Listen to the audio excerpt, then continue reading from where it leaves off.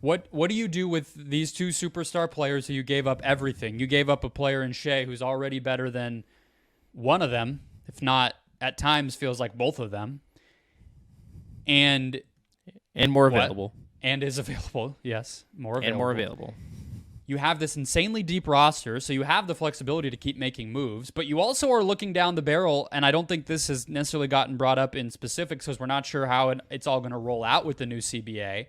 But the Clippers are going to be one of the teams that gets hit the hardest with the second apron, the extra tax bill, the limitations on trades and draft picks and everything else that they're going to be facing with, mid-level exception opportunities and all that stuff. So they're in a position where in the next couple of years they need to come up with a vision for what the next era of this team is going to look like and start to make steps toward that. And Kawhi and Paul George are free agents in 2024, I believe, or can be.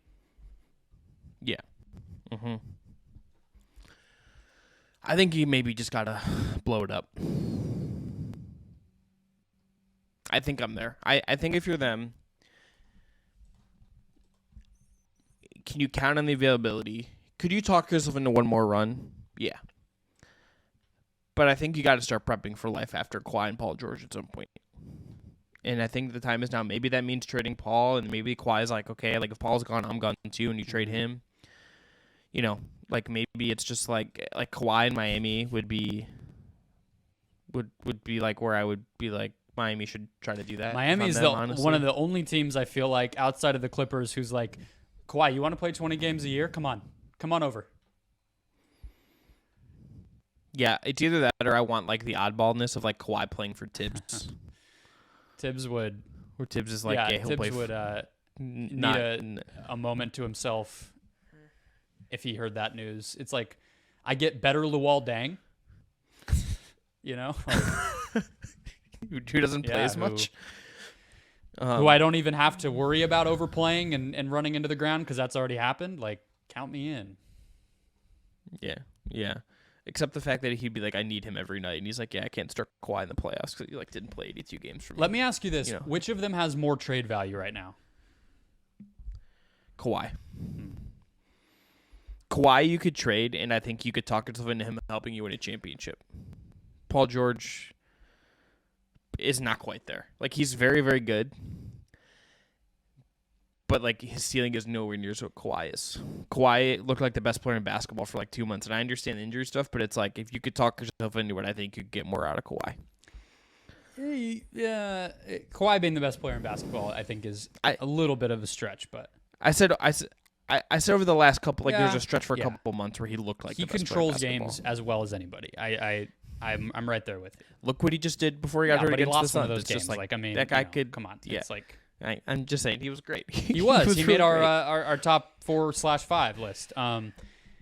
But look, I think I agree because as much as George's availability tends to be better, I don't think that's enough of a difference to overcome the fact that if you're getting Kawhi Leonard, you're getting a bona fide number one player who you know can lead your team in the playoffs to a championship with a great supporting cast around him. Paul George, even in his best days, is not that. His best version of leading a team was losing in 6 to the Suns in the conference finals 2 years ago. And that was an admirable performance, very solid, the best he could have done, but that was the best he could have done, and it didn't get you where you needed to go. I think that I don't know what a Paul George trade does for you if you start there. Correct. And so I tend to lean the same direction as you, where it's like it's kind of both or neither. You know who would be but you know who could make the Paul George trade, and you could tell yourself it made a lot of sense? A team like Cleveland. Well, they're not able to, are they? Unless that's they're the kind of Mobley team or Garland. I know, no, right. That's what I'm saying. But it's like that's the kind of Memphis. Mm-hmm. That would make sense like to me. that. Like, because it's like, hey, we have our superstar, another disrespected like, come in, mocked player to come join Memphis. Yeah. No. Yeah. But that's the kind of team. It's like a little like that can fit him into this role, and like he doesn't need to play every night.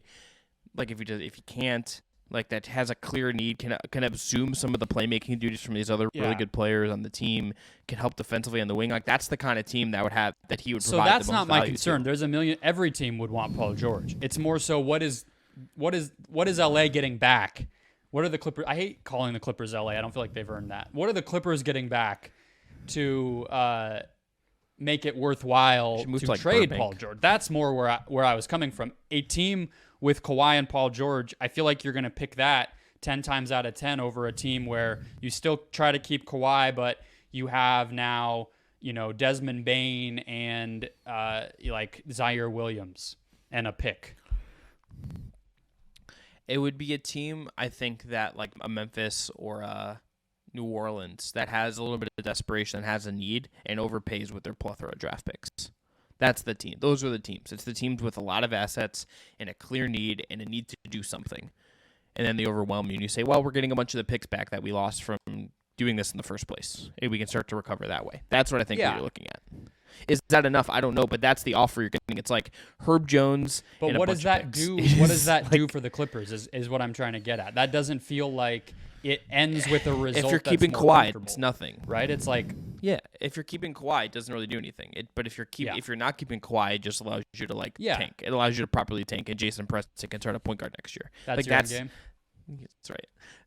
That's my personal end Doesn't game. Ohio University running this entire operation of just basketball so far give you enough satisfaction? Do they have to own the Clippers as well?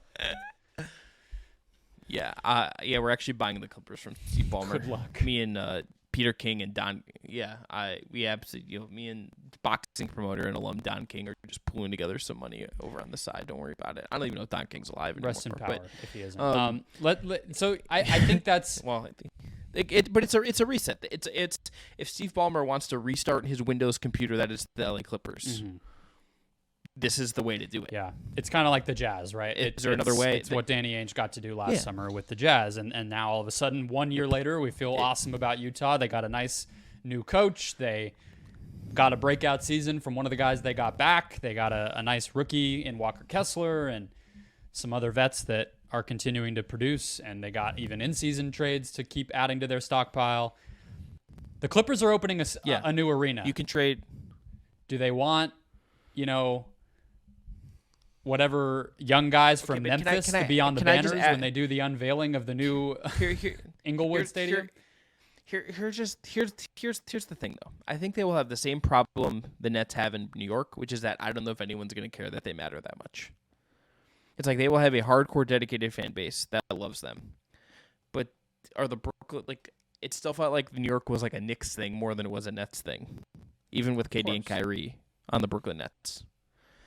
I don't think that's going to be the case in LA. That's not you're not going to steal market cap away from the Lakers. I'm not saying you're going to steal market cap away from the Lakers. I'm saying if you're spending hundreds of millions of dollars to build an arena, you probably want to put a competitive product on the wood that is inside of that arena rather than a bad product, because you still need to make money of your operation, and having, the best player on your team be like BJ Boston is not probably going to get that job done if you're Steve Ballmer.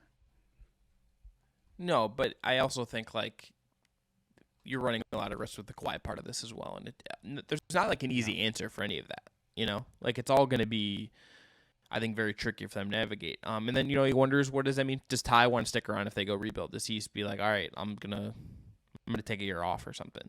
Where does that push him? And then do you go get your own Will Hardy? Do you go hire that kind of assistant coach?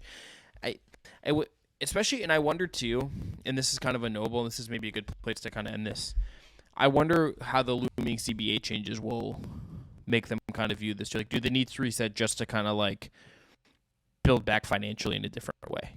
Because they're one of the teams that will be most affected by the new salary cap structures, and I know those will take a year or two to implement and fully be integrated, but that wouldn't surprise me if that is on their mind. I'll give you a break that my preambles are long, but I did say that.